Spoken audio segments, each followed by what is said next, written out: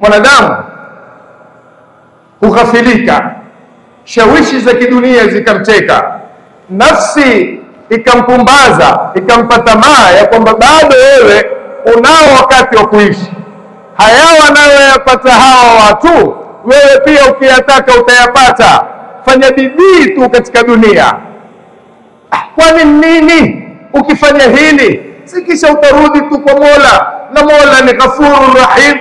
Nafsi huwa yamshawishi mwanadamu, lakini uhakika ukitaka kufaulu katika maisha yako ya duniani na ya kesho akhera, ni uyaweke mauti mbele. Haya mauti uyaweke hapa usoni kwako, usiyaache nyuma.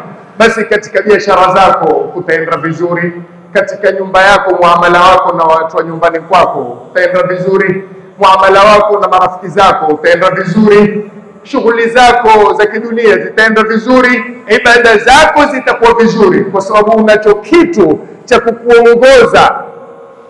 Na yale mauti unapoyaweka mbele, yafasiri mambo mengi, yataweza kukontroli katika mengi, yatakupeleka katika taa, ya kutoa katika maasi.